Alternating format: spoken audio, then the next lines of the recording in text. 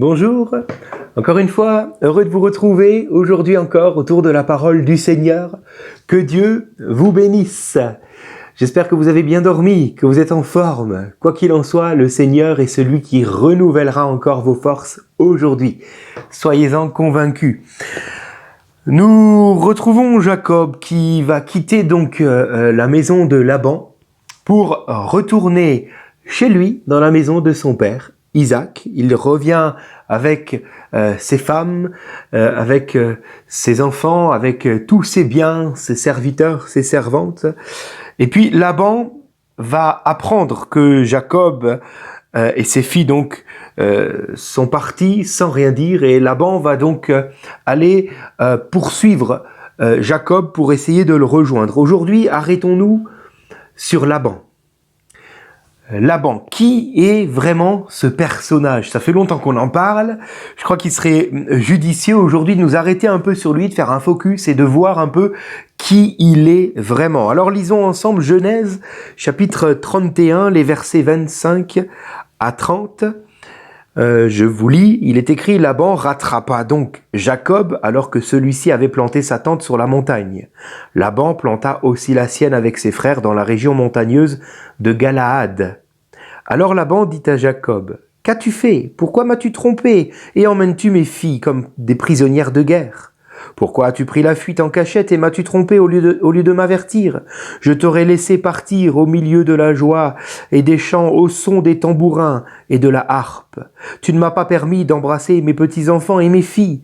Tu t'es comporté de façon stupide. Ma main est assez forte pour vous faire du mal. Mais le Dieu de mon père m'a dit hier: Garde-toi de parler à Jacob, que ce soit en bien ou en mal. Et maintenant que tu es parti, parce que tu languissais après le foyer de ton père, pourquoi as-tu volé mes dieux?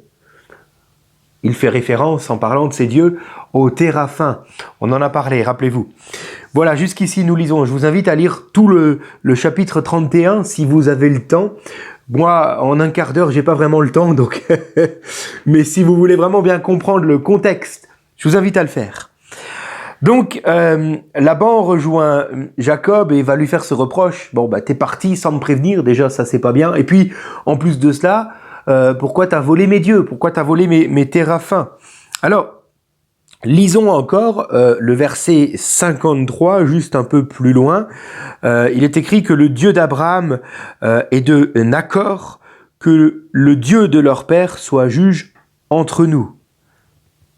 Alors, comprenons donc que Laban, rappelez-vous, c'est le petit-fils de Nachor, frère d'Abraham. Ce qui veut dire que Laban a grandi dans une famille qui croyait en l'Éternel, qui vivait dans la foi accordée à Yahweh. Alors, comment Laban est-il devenu l'homme que nous lisons là, un homme finalement idolâtre qui court après ces dieux araméens, les téraphins?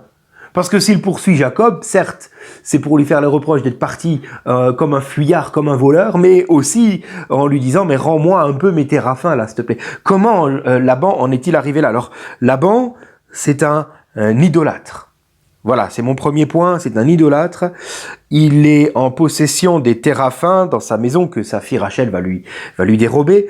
C'est donc des petits dieux domestiques, des dieux de poche, comme on dit, des Araméens. Laban pensait pouvoir trouver la prospérité au travers de ces dieux-là, car ils promettent la prospérité à ceux qui les possèdent. Effectivement, Laban a prospéré, on l'a lu au verset 29, « Ma main est assez forte, dit-il à Jacob, pour vous faire du mal », alors que Jacob lui-même a prospéré.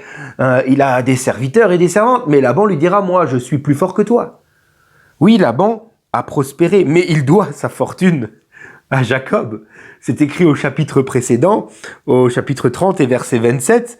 C'est justement Laban qui le confesse et qui dit: « Je vois bien que l'Éternel m'a béni à cause de toi, Jacob. » Vous voyez donc, oui, il a prospéré, mais pas du tout à cause des téraphins, bien plutôt parce qu'il y avait dans sa maison un homme béni par le Seigneur. Mais malgré cette réalité-là, que Laban a su reconnaître, puisqu'il l'a dit lui-même, Laban va quand même poursuivre ses téraphins. Pourquoi? Parce qu'il est idolâtre. Il ne peut pas vivre autrement. C'est devenu presque une superstition. Quand on est dans l'idolâtrie, on devient superstitieux. Et on croit que notre bonheur dépend de notre idole. Cela devient de la superstition et Laban court après ses statuettes alors qu'elles ne lui font aucun effet. Ce n'est que du bois, voilà. C'est comme ceux qui disent « je touche du bois pour être heureux, pour que les choses se passent bien », mais laisse du bois tranquille, il est pas là, s'il te plaît, ok? Voilà, on continue. Laban, deuxièmement, est un trompeur. Laban est la seule personne, quand même, faut le dire, et la seule personne de tout le livre de la Genèse, en tout cas, qui est plus magouilleur et trompeur que Jacob. Et là, faut quand même le faire, hein? Et ben, Laban, il a fait mieux. Il a fait passer Léa pour Rachel. Rappelez-vous, il a manipulé l'amour que Jacob avait vis-à-vis de Rachel en vue de pouvoir le faire travailler plus de temps dans sa maison. Il a quand même travaillé 14 ans pour Rachel dans la maison de Laban. Hein. Donc voilà, Laban va vendre ses 2 filles, soi-disant à un homme de Dieu, alors qu'en réalité, il ne veut que s'enrichir. Voyez ? Et puis finalement, Laban va manipuler les contrats de Jacob, quand enfin Jacob, après 14 ans, pourra travailler à son propre compte, pour son salaire, Laban va magouiller tout le temps les contrats. Il y aura avenant après avenant à chaque contrat. Voilà, ce ne sera plus les brebis tachetées que tu auras, mais les brebis rayées, etc., etc. Bon, on en a déjà parlé. Donc Laban est un trompeur, Laban est un idolâtre. La question à nous poser aujourd'hui est celle-ci. Comment un homme issu d'une famille croyante a-t-il pu dériver autant? Le titre de cette méditation, vous l'avez peut-être lu, à la croisée des chemins. Nous trouvons la réponse à cette question au chapitre 24 du livre de la Genèse. Non, Laban n'est pas devenu idolâtre ou trompeur parce que dans sa vie d'adulte, à un moment donné, il a vécu des choses. Ce n'est pas à cause des téraphins. Ce n'est pas à cause des différentes opportunités qui se sont mis devant lui que justement il a fait les mauvais choix et que de fait, il est devenu tel qu'il est comme nous le lisons maintenant aujourd'hui. Souvent, nous trouvons des excuses en disant « mais si un tel est devenu comme cela, c'est parce qu'il a vécu ça, regardez ». Ce n'est pas vrai. D'ailleurs, la parole de Dieu nous dit bien que le problème se trouve dans le cœur de l'homme. Alors revenons au chapitre 24 du livre de la Genèse pour voir un petit peu quel est le cœur de Laban, justement, et qui fait que nous trouvons Laban aujourd'hui comme un idolâtre et un manipulateur. Alors, revenons auprès du jeune Laban, chapitre 24. Je ne vais pas vous le lire parce que j'ai pas le temps, et puis on en a parlé. Il y a quelques mois en arrière, lorsque le jeune Laban accueille le serviteur d'Abraham qui vient dans sa maison, dans la maison de Nacor, pour trouver une épouse à Isaac, et il avait trouvé Rebecca, la sœur de Laban. Laban va dire au serviteur « homme béni de Yahweh ». Comme quoi, vous voyez, il a grandi dans une famille croyante. Homme béni de Yahweh. Il accepte alors de laisser Rebecca s'en aller avec le serviteur d'Abraham, tout en disant « tout cela vient de Yahweh ». Il reconnaît la main de Dieu. Laban donne l'image d'un parfait croyant qui est entièrement soumis à la volonté de Dieu, en tout cas à ce moment-là, au chapitre 24. Cependant, n'oublions pas que Laban a refusé. Pour rire, je pourrais dire, il a oublié d'obéir de suite. Rappelez-vous, il avait proposé, mais est-ce que Rebecca ne pourrait pas encore rester là 10 jours avec nous avant de s'en aller? Bon, je veux bien qu'elle parte, mais qu'elle reste encore une dizaine de jours avec nous. Quelle était l'idée qu'il avait derrière cette proposition? Tout simplement, il voulait tirer encore plus de profit des richesses qu'avait le serviteur d'Abraham en sa possession. Et il en avait donné quelques-uns à Rebecca, quelques-uns à la famille de Rebecca, donc à Laban. Et Laban voyait cela et il voulait certainement en avoir un peu plus, alors il a dit qu'elle reste encore une dizaine de jours avec nous. Sous-entendu, que je m'enrichisse un petit peu encore. En tout cas, c'est exactement ce que Laban a fait en ce moment dans notre texte avec Jacob.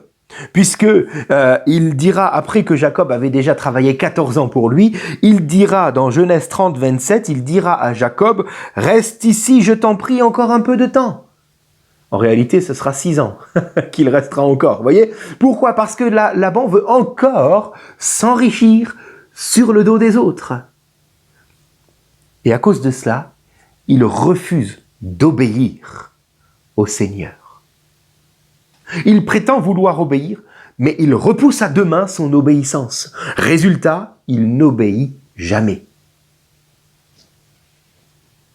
Lorsque nous refusons d'obéir de suite au Seigneur, c'est qu'il y a quelque chose en nous qui cherche à avoir sa propre part, qui cherche donc à ne pas se soumettre, à ne pas obéir. Si nous ne mettons pas le doigt dessus aujourd'hui, alors sachons-le, notre vie sera gouvernée par cette chose-là et nous allons de fait de plus en plus nous éloigner du Seigneur jusqu'à un jour, nous aussi, comme Laban, avoir nos dieux de poche et courir après eux.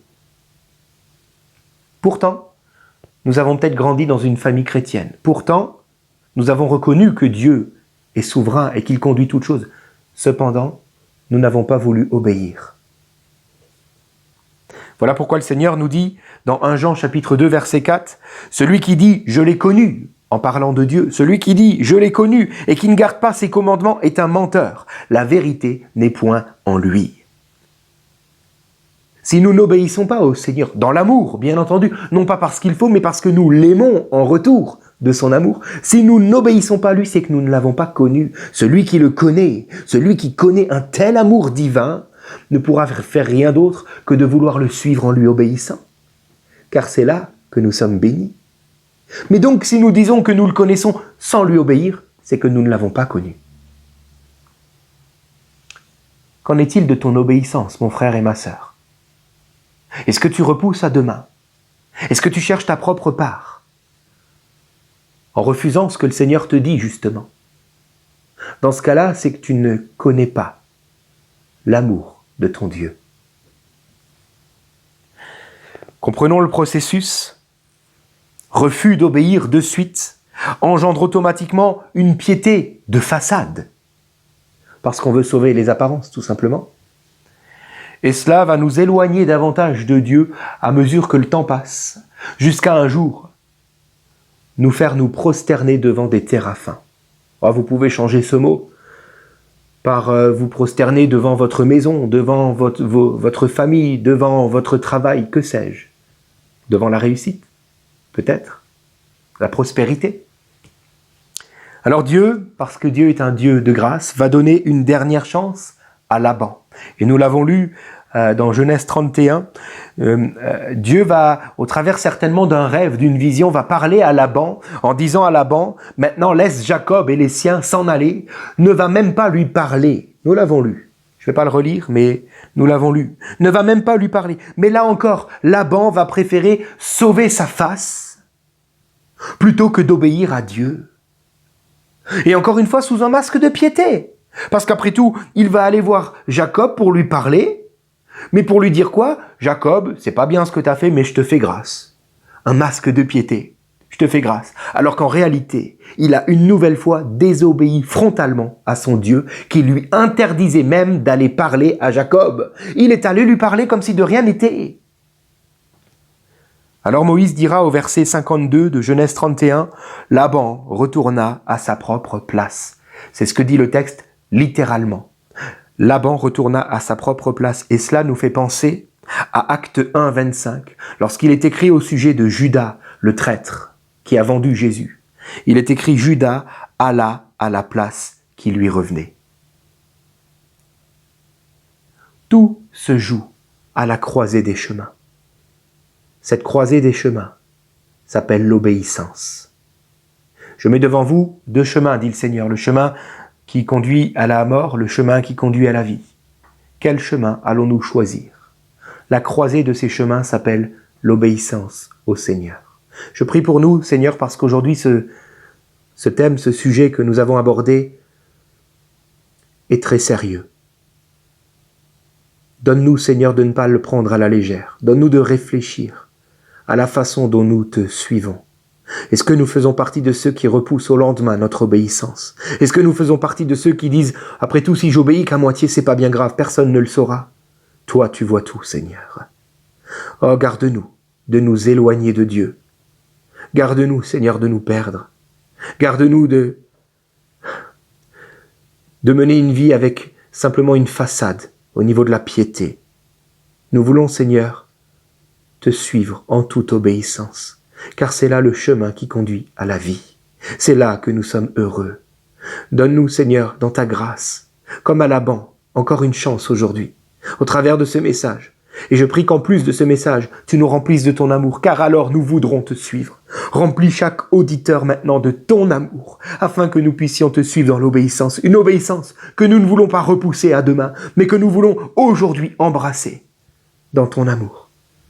Merci Seigneur pour la vie que tu nous donnes alors, parce que tu pardonnes toute une vie peut-être de désobéissance. Tu l'effaces aujourd'hui. Seigneur, nous voulons te suivre. Amen. Voilà, soyez bénis et à demain.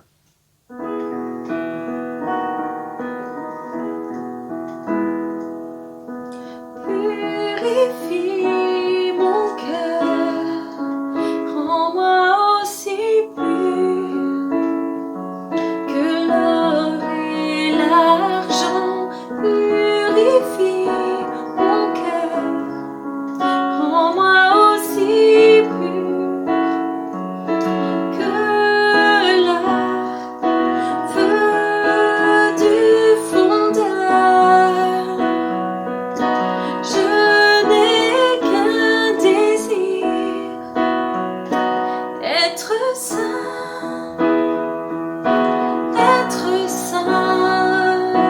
mis à part pour toi, Seigneur. Oui, je choisis d'être saint, mis à part pour toi, mon seul maître, et prêt à tout